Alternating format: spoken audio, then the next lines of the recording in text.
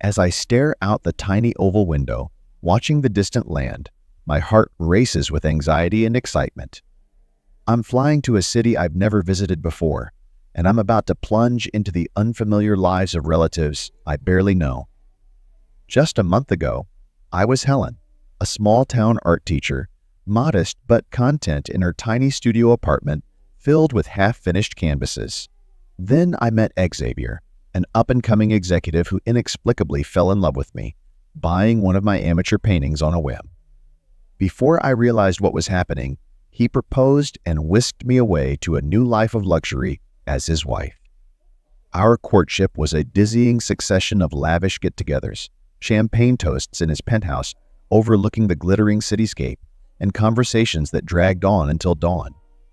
The love in the post was passionate. Xavier was an attentive and generous lover. Taking me in his arms, he looked at me with warm brown eyes and whispered how incredibly lucky he was to have found me. It was everything I'd never even dared to dream of in my life. So when he begged me to visit his parents to help care for his mother who was very ill, I couldn't say no. To this day, my heart still pounds with excitement as the plane descends toward the unfamiliar city where Xavier's family, now my family, awaits my arrival. I desperately hope I can care for his mother and please his father, Albert. I must convince them that I am worthy of their only son, despite our crazy marriage.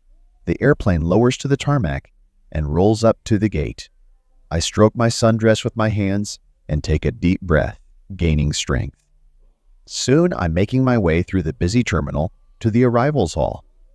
My gaze scans the crowd until I spot him, Albert.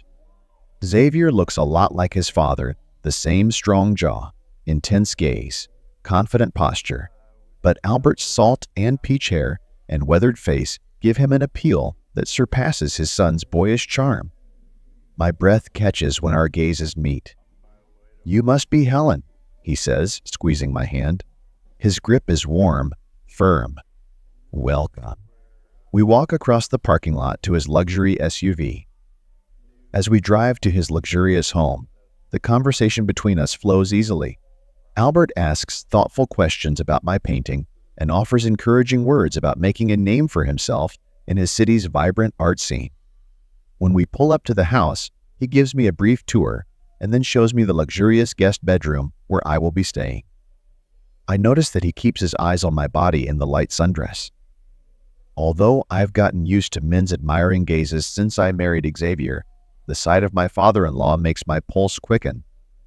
At dinner that night, the atmosphere becomes increasingly tense. Albert's lingering glances become overtly seductive. It's wrong, I say to myself, because he's my husband's father. And yet I catch myself shamelessly responding to his flirtations. Later, as I lie awake, a restless desire flares up in me. It's dangerous. Albert is above suspicion. But I'm thousands of miles away from home and Xavier, alone and vulnerable in this luxurious mansion with my handsome father-in-law, who knows how to charm a woman. I clench my thighs tightly, feeling the familiar ache of longing. Somehow, I know I won't be able to stop what's simmering between Albert and me. And as terrified as I am of my own lust, I feel as horny as I've ever felt in my young life. Tomorrow this game will begin in earnest, swearing at propriety. And so help me God, I won't be able to resist seeing where it leads. Morning sunlight streams into my luxurious guest bedroom. I stretch lazily before the memories of last night, and my fantasies come flooding back at me with renewed vigor. Albert's sly gaze that undressed me as effectively as if he'd used his hands, my panting flirtation, the charged air that hung between us. Desire still simmers in my soul, despite the guilt. This man is my husband's father. And yet the attraction is undeniable, this electric chemistry too strong to resist exploring. I stand up and put on a revealing sundress, preparing myself for this dangerous game. Albert sits at the massive dining room table and looks through the newspaper. He slowly lowers the paper as I enter, and his burning eyes trace every inch of my body. "Good morning, Helen. I hope you slept well?" His tone is casual, but an inviting smile plays on his lips. We make idle, casual conversation during breakfast, but the words seem trifling, our intense gazes conveying everything. When I accidentally drop my napkin and drop my gaze to Albert's bare thighs to pick it up, his nostrils flare almost imperceptibly. I hide a smirk, pleased that I can bewitch this formidable man. When we finish eating, Albert invites me to take a tour of the expansive mansion with him.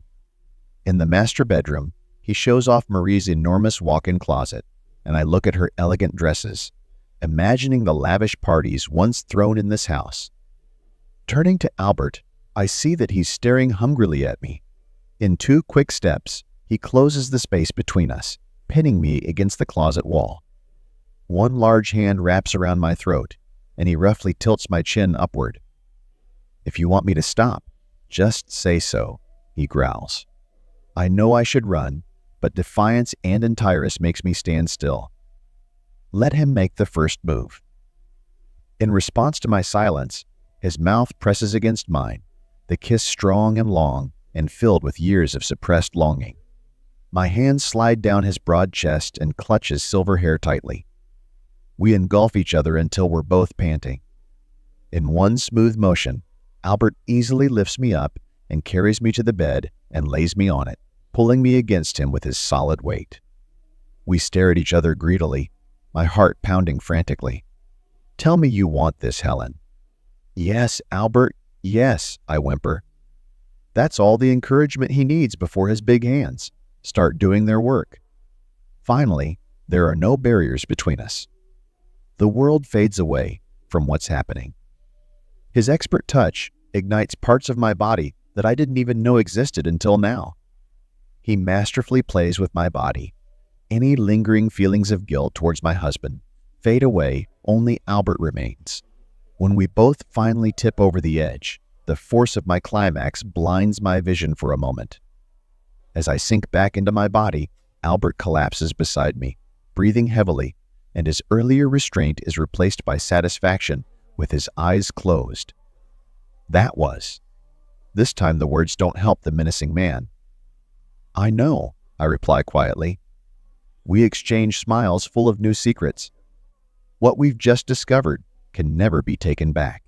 The thought is terrifying and intoxicating. The world will never look the same again. I slowly wake up, forgetting for a moment where I am. Memories of the past few days spent in Albert's strong, friendly embrace came flooding back to me. I returned to the guest bedroom just before dawn to get a couple hours of sleep before reprising my role as the caring daughter-in-law when Avier called. The tumultuous secret affair with my father-in-law has become my exciting new double life. As I dress and prepare for another day of adventure, my reflection stares back at me from the ornate mirror. Flushed cheeks, lips swollen from kissing, a glint in my eyes that wasn't there before. Under Albert's experienced hands, I am transformed into a sensual, desirable woman I never knew existed. The shy art teacher is gone, replaced by a confident temptress. I catch Albert with a cup of coffee at the kitchen island, studying papers. He lifts his head, a spark flashing in his eyes as he circles my curves in the tight sundress. "Good morning, beautiful," he purrs. Unable to resist, I move to him from behind, wrapping my arms around the hard planes of his chest. He makes a sound like a throaty growl that makes me shiver. Xavier called earlier. "He said hi," Albert remarks casually, though his body betrays tension. I freeze for a moment. My husband's blinding reality is like a downpour of ice water that brings me back to sanity. What am I doing? Sensing my sudden guilt, Albert turns to face me. "Change your mind?" He takes me by the chin. "Do you want to be Marie again, to lead a safe, passionless existence again?" His words throw me back from the brink, awakening the defiance in me. "Take me back to the bedroom, Albert," I whisper recklessly. He obeys with a rascally grin. Soon Xavier and everything else disappears, and Albert and I are plunged back into our not usual adventure. In the days that follow, we have established an unspoken routine.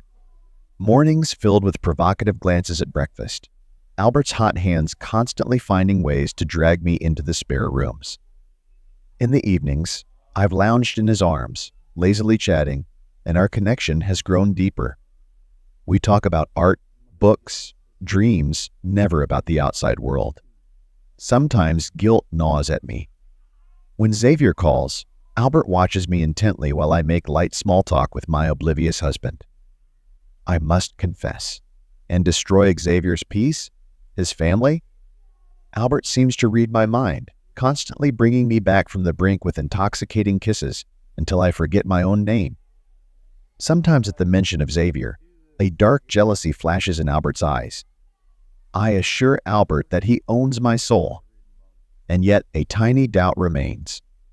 Can Albert ever fully share me? For now, our private bliss is uninterrupted as Marie sleeps a serene sleep in the hospital. But I know that this dazzling dream of both men's devotion cannot last forever. I'm balancing on the tightrope between them, expecting I'm about to fall. But I will enjoy these warm days and nights while they last. I slipped silently back into the darkened guest room, my heart still racing. I had just left Albert's room after hours of passionate adventure, both of us insatiable for each other. As I reached up to turn on the bedside lamp, a harsh voice pierced the shadows. "Where have you been?" I gasp and turn around and see Xavier staring at me from the chair in the corner, his handsome face contorted with rage. He leaps to his feet and crosses the room in 2 strides, grabbing me roughly by the shoulders. "I asked you a question. Why are you sneaking in here at 5 in the morning wearing my father's shirt?" He shakes me awake as realization hits him. "You're sleeping with him, aren't you?" "With my own father." I deny helplessly, but the pure truth is written all over my face. The expression on Xavier's face changes from anger to anguish. He abruptly lets go of me and turns away with a guttural cry of despair. My heart is torn apart when I see the man I love in such agony. I realize that our marriage will never recover from this ultimate betrayal. "Xavier, please." I hesitantly reach for him, but he jerks back to meet my gaze. "How could you do this to me?" "To me." "To our family?" His voice trails off half-heartedly. Seeing his pain, I unleash my own raging emotions. "You left me alone with him," I exclaim accusingly. "You barely know me, and already you've thrown me into this den of temptation." I gesture wildly around the luxurious mansion. Xavier stares at me. "Are you really implying that this is my fault?" His indignation flares with renewed vigor.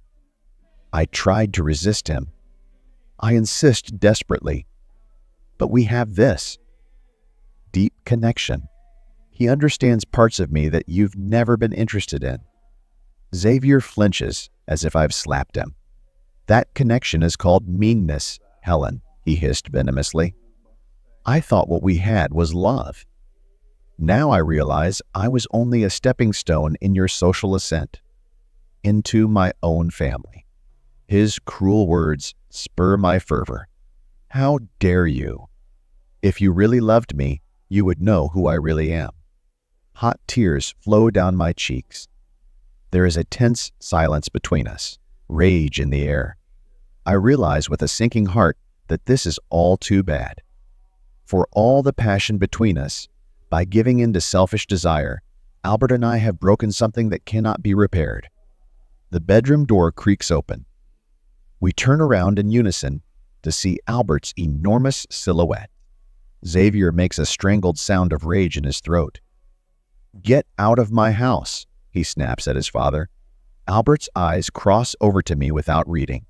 Without a word, he turns and walks away. The soft click of the front door closing completes the death knell of my shattered marriage. Xavier's devastated eyes meet mine one last time. "I wish I had never met you," he whispers. Those words hurt my heart. He pushes past me and I fall to the floor, choking back sobs. I have everything I wanted: passion, prestige, luxurious comfort. But I see now that the price was too high. I'd give back the last month if I could. My bargain with the devil has ruined my life, and my soul is empty. I am truly cursed.